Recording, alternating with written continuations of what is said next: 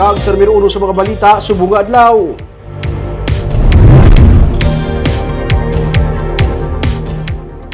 PNP nagapandang batok sa nagauso na naman karon nga modus sa mga car owners.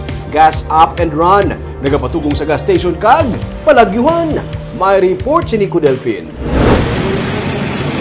Nagalap ka karon sa social media ining video sang paglaga sing isa ka empleyado sang gas station sa car owner nga ginaligar ginpalagyuhan ang iya balayran sa ginpatugungan nga gasolinahan sa Burgos Extension sa Bacolod sang nagligad nga Setyembre 10. Istorya sang empleyado nga bag-o lang niya napablatter ang insidente sa Police Station 4 matapos ginbinlan siya sang iya naging customer sang credit card nga gindecline sang bangko.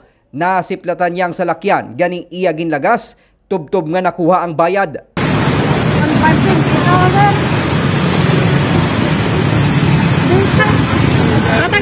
Taglang placer.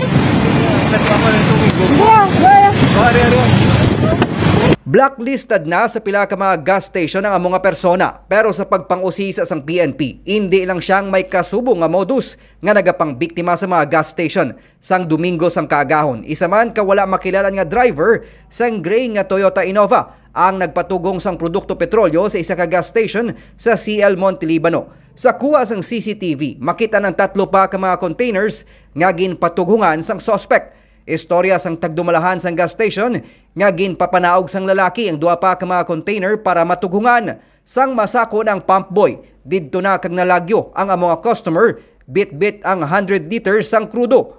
Isa pa ka gas station sa Buri Road sa Barangay Mandalagan, ang iyaman nga nabiktima kag nakuhaan sang kapin 100 liters sang produkto petrolyo. Suno kay Police Major Richie Guhi, Commander sang Police Station 4, hindi pa nila mapatod ang tag-iya sang gray nga Innova bangod natakpan sang face mask ang plaka sa mga salakyan.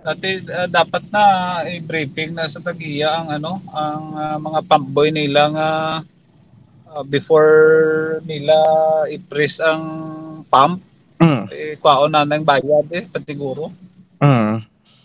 Bayad na yan, tistugungan.